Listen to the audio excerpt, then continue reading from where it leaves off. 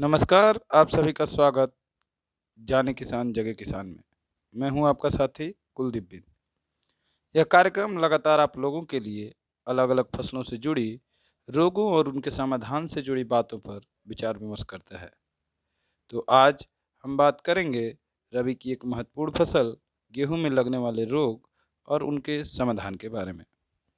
और इस फसल से जुड़ी अगर आपका कोई सवाल है तो आप हमारे टोल फ्री नंबर 1800-13-60 पर कॉल कर सकते हैं।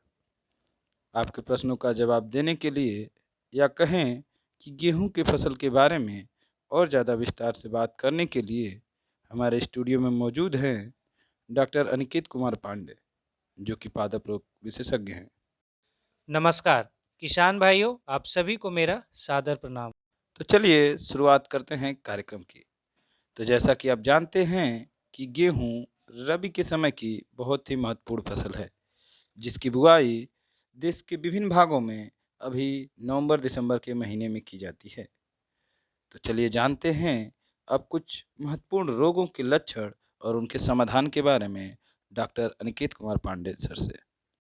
तो सबसे पहले आप सभी किसान भाइयों को पता होना चाहिए कि गेहूं की फसल में लगने वाले महत्वपूर्ण रोग रतुआ या गेरुआ रोग। यह रोग तीन तरह के होते हैं। पहला, तना गेरुआ। यह तना के ऊपर काले धब्बे के रूप में होता है, जिसमें काले रंग का चूर्ण बनता है। दूसरा है भूरा रतुआ, जिसमें भूरे रंग के धब्बे पत्तियों के ऊपर बन जाते हैं। और तीसरा है पीला रतुआ, जिसमें पत्तियों पर पीले रंग की छोटी छोटी धारियां बन जाती है। तो यह तीनों रोग केवल पत्तियों पर दिखाई देती है। इसमें बीजों पर कोई लक्षण दिखाई नहीं देता है। तो अब हम इन तीनों के रोकथाम के बारे में कुछ बताना चाहते हैं।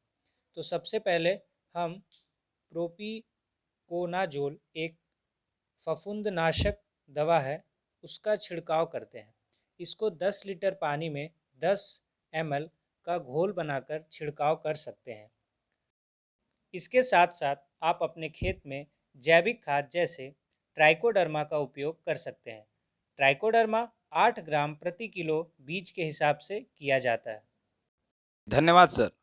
तो अब एक श्रोतागण हमारे साथ जुड़ रहे हैं पश्चिम बंगाल से। इनका सवाल जान लेते हैं।